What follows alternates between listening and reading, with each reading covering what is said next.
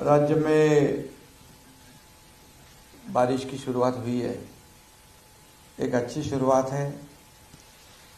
आप जानते हैं पूरे देश में जहाँ जाओ, दिल्ली में हम लोग गए थे शपथ विधि में, उससे पहले मीटिंग में 50 से ज़्यादा टेम्परेचर।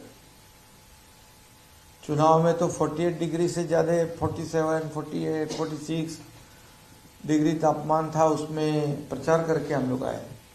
धनंजय भाई, ऐसी हालत थी।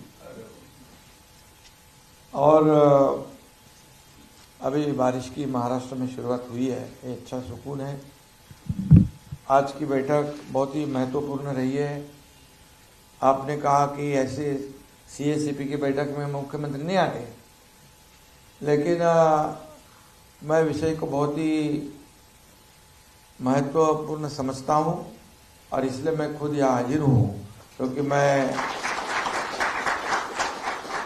एक किसान का बेटा होने के नाते मुझे किसान के हर विषय में रुचि रहती है और जिसमें किसान का फायदा हो और निश्चित रूप से मैं करने की कोशिश और करवाने की कोशिश करता हूँ। मैं गांव जाता हूँ, खेती करता हूँ। मेरी खेती भी है शर्मा जी।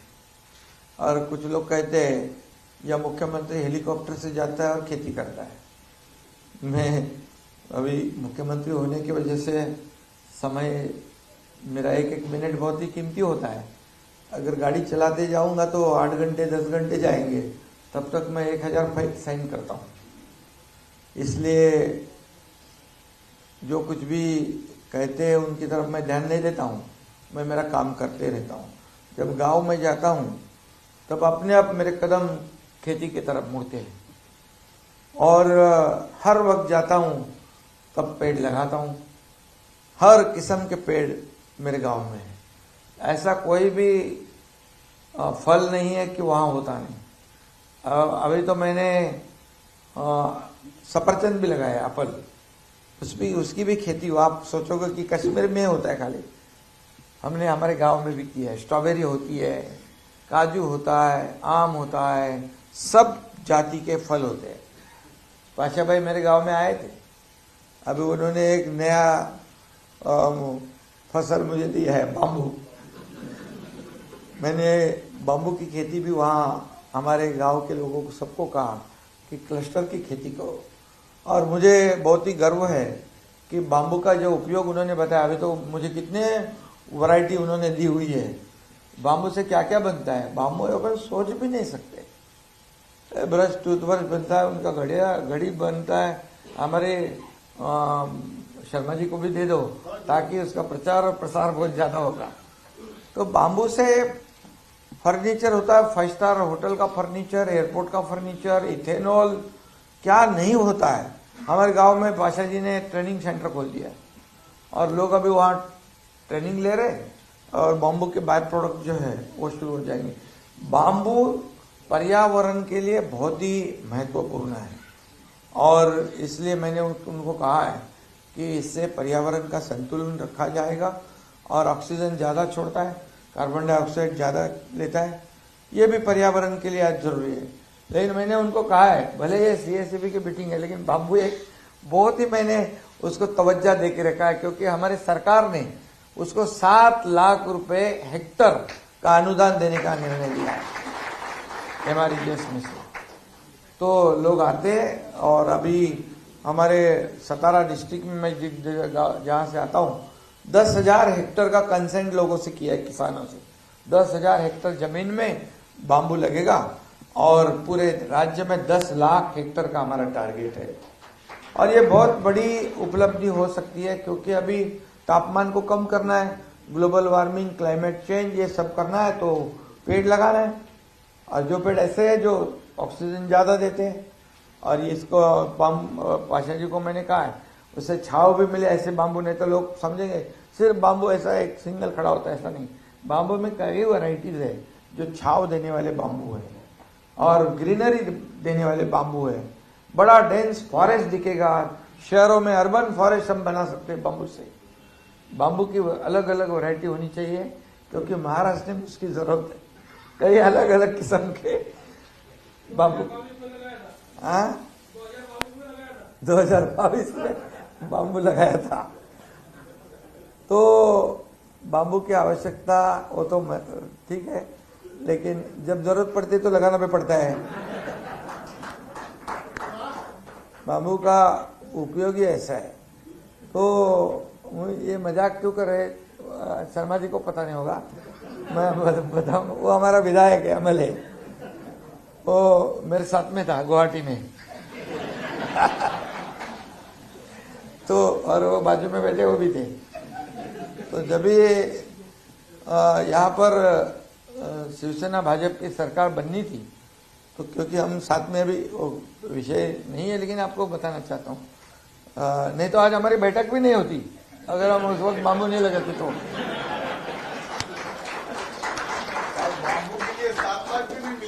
और 7 लाख रुपए भी नहीं मिलते, क्योंकि यहाँ पर सब कारोबार ठप था, सब प्रोजेक्ट ठप थे।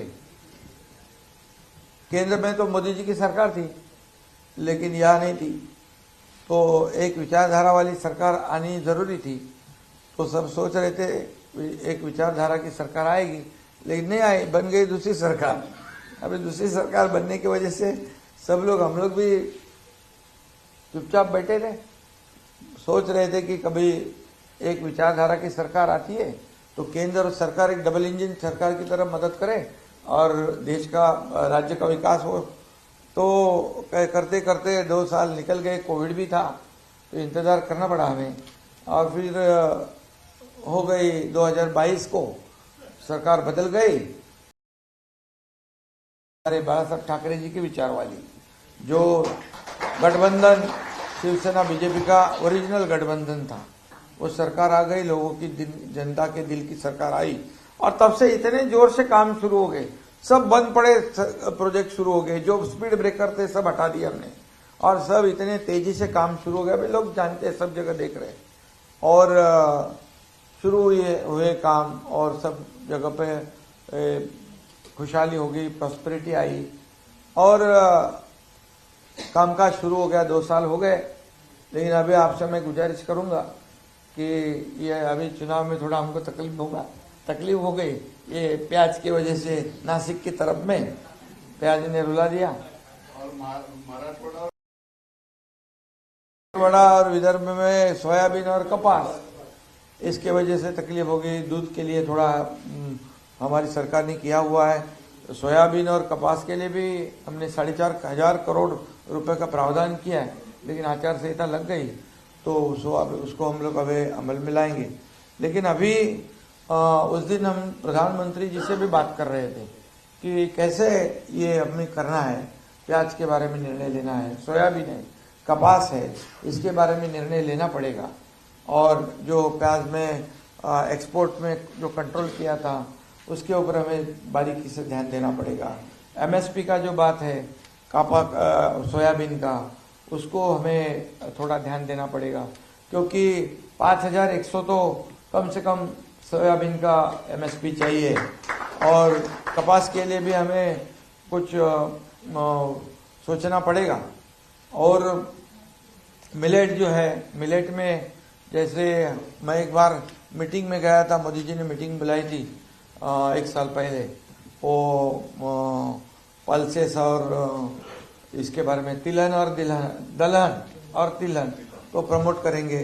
जो बाहर से तेल आता है बहुत ज्यादा पैमाने पे आता है, इसलिए हमारा जो तेल है यहाँ का प्रोडक्शन कॉस्ट ज्यादा है, तो वहां पर इंपोर्ट ड्यूटी जो है वो कम है, उसे कुछ विचार करना पड़ेगा, पुनर्विचार करना पड़ेगा, ताकि हमारे यहाँ ज्यादा प्रोडक्शन हो जाए और हमारे यहाँ का ही तेल लोग खाए। आत्मनिर्भर कभी बनेंगे हम?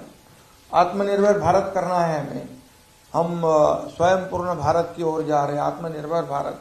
अभी जो आत्मसम्मान वाली बात है, और इसलिए 10 साल में जो मोदी जी ने काम किया, मोदी जी अभी तीसरी बार 10 साल में जो काम किया मोदी जी ने, हमने देखा है कि इतने निर्णय उन्होंने लिए कि पिछले 50-60 सालों में निर्णय नहीं हुए थे, उतने निर्णय 10 साल में हुए।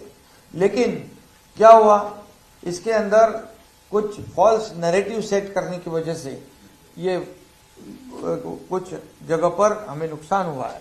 महाराष्ट्र में भी नुकसान हुआ है, संविधान बदलेंगे, ये होगा, रिजर्वेशन जाएगा, फलाना होगा, कुछ भी नहीं होने वाला था।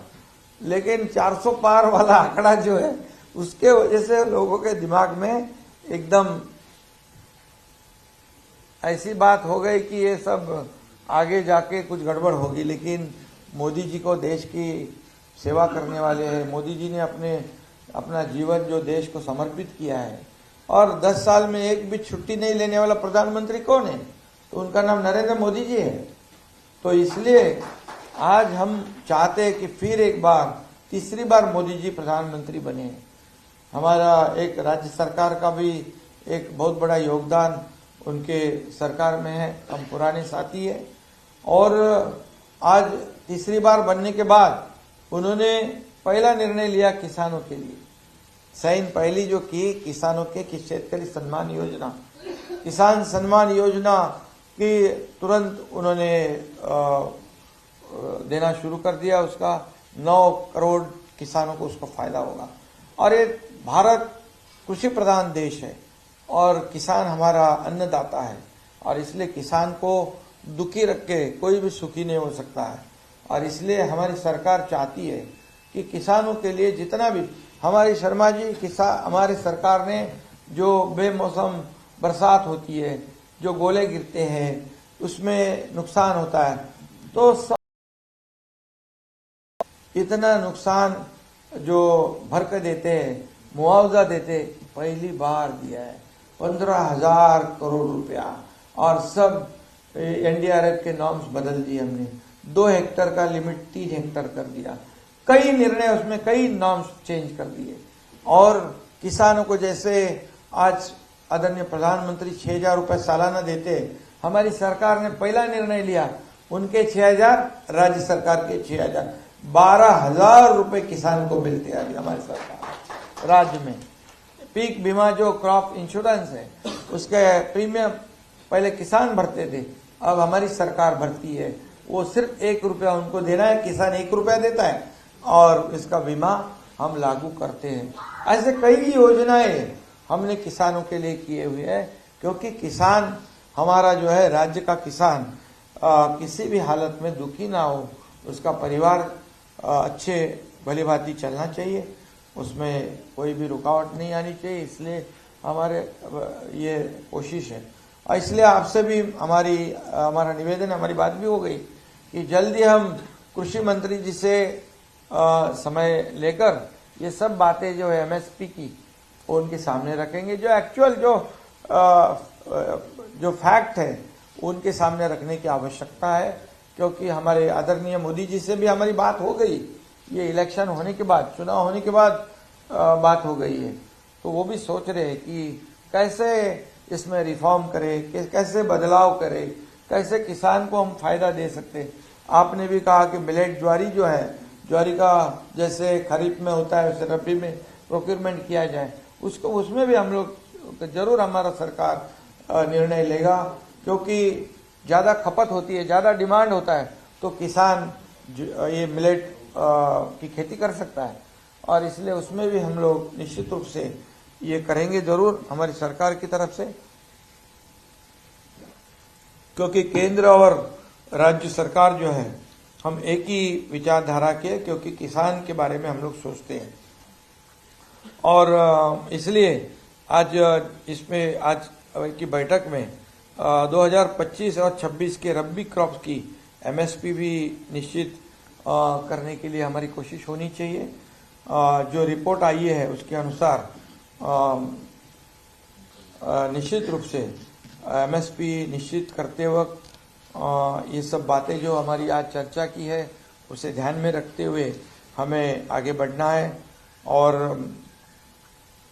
एमएसपी बढ़ाकर किसानों को हम कितनी राहत दे सकते हैं उतनी देने की आवश्यकता है।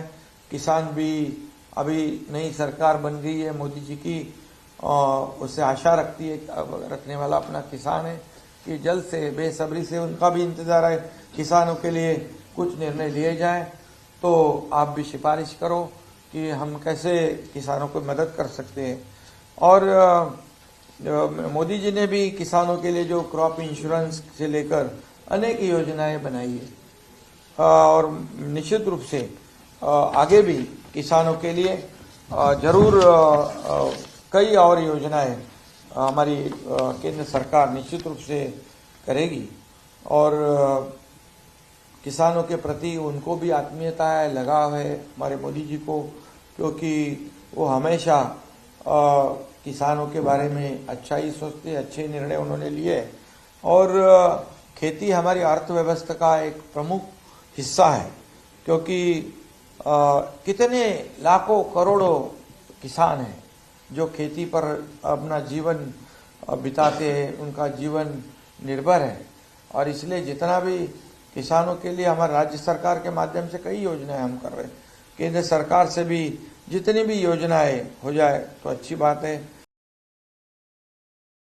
हमें आगे चलकर अनाज फसलों की बजाय मैंने कहा कि दलहन तिलहन फसलों के उत्पादन पर अधिक ध्यान, एक मीटिंग में मोदी जी ने बहुत ही इसको प्रमोट किया था और उनका भी कहना है कि ये जो तेल है जो यहाँ से ज़्यादा उसका प्रोडक्शन हो, लेकिन वो जो इम्पोर्ट वाली बात है उसको, उसके ऊपर जो टैक्सेशन है, इम्पोर्ट ड्यूटी है, उसका एक मामला है। तो क्या है, हमारे यहाँ ज़्यादा किसान उत्पादन करेगा, पल्सेस का उत्पादन करेगा और ज़्यादा पैसे मिलेंगे उनको। तो इसलिए कृषि मूल्य आयोग से इसमें बहुत बड़ा आपका योगदान रहने की आवश्यकता है। हमारे पाशा पटेल और है, ये करो वो करो,